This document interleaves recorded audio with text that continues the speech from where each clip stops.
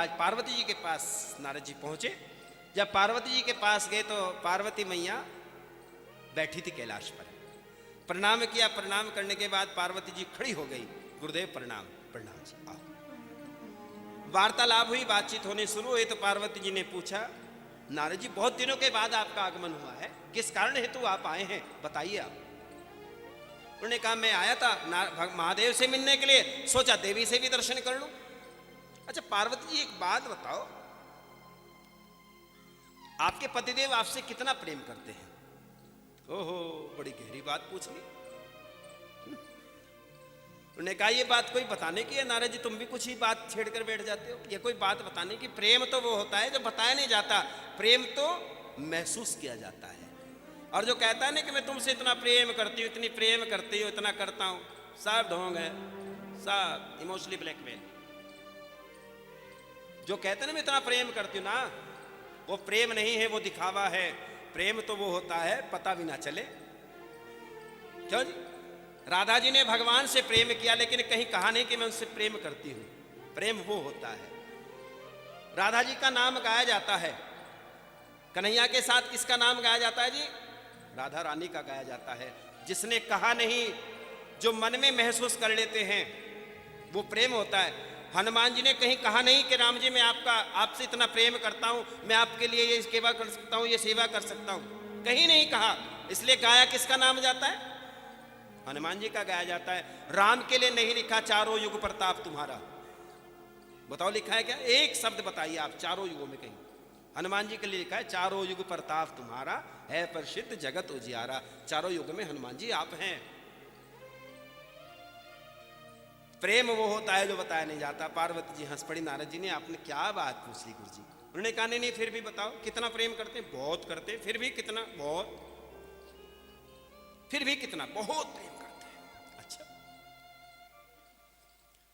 अच्छा एक बात बताओ, जब आपसे इतना प्रेम करते हैं, मैंने और देवताओं के गले में बड़ी बड़ी सुंदर सुंदर मालाएं देखी हैं, हीरे मोतियों की मालाएं देखी हैं, कोष्ठक मालाएं देखी हैं। ये महादेव के गले में जो मुंडों की माला है, ये किसके हैं मैया? पार्वती ने कहा ये तो नहीं बताया मेरे को।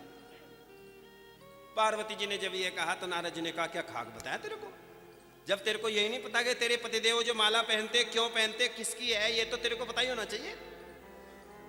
उसने कहा ये बात तो नहीं बताई, बड़ी सीक्रेट बात बताई। नारद जी आपने गुरु, मैंने इसलिए तुमको बनाया था, बताया था कि आप कुछ अच्छी बात मेरे को बता कर जाएंगे। अच्छा मैया हम तो चले। नारद जी ने कहा अच्छा हम तो चलते हैं, काम हो गया। महादेव आए, महादेव आग पीछे से आ रहे हैं, भगवान का ध्यान करते करते। उधर पार्वती आग बबूला है, कैलाश पर दूर जाकर बैठ गई। महादेव आए, महादेव ने आकर कहा अन्नपूर्णा कहां हो, पार्वती कहां हो, अनेकों नाम गाए, कोई आवाज नहीं आई। महादेव ने सोचा जब मैं आता तो दरवाजे पर खड़ी हो जाया करती थी जल का गिलास लेकर, आज कहां चली गई? आज तो पारा हाई है। महादेव ने फिर जोर से आवाज लगाई, कहां हो?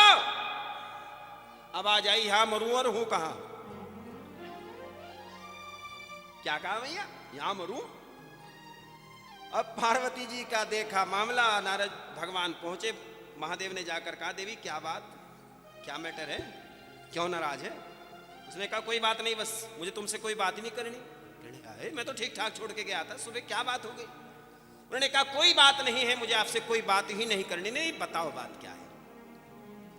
उन्होंने कहा मैं कुछ जानना चाहती हूं और मेरे प्रश्नों का जवाब केवल हां और ना में देना है। बताइए, आप ये बताएं, आपके गले में जो ये मुंड पड़े हैं, मुंडों की माला पड़ी है, ये किसकी है?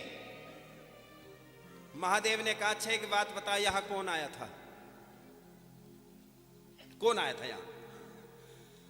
पार्वती जी ने कहा मेरे गुरुदेव आए थे, आज मेरी आंखें खोलकर चले गए, आज मुझे पूरा ज्ञान देकर गए।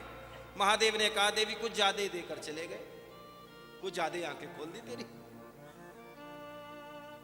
महादेव ने कहा देख ये बात पूछने की नहीं है, और कोई बात कर। उसने कहा नहीं मेरे को यही बात पूछनी है। अगर स्त्री को कह दिया जाए, पत्नी को कह दिया जाए इस बात को मत छेड़, वो ही छेड़ेगी। कोई नंबर मोबाइल में ऐसा हो है जो सीक्रेट हो, क्यों जी पंडित जी, और पत्नी पूछ ले कहने की किसका, कहने इस तरह बात करनी है, वैसे ही नंबर है, क्या बात है, प्राइवेट नंबर है। आप बीती बता रहे क्या आगे?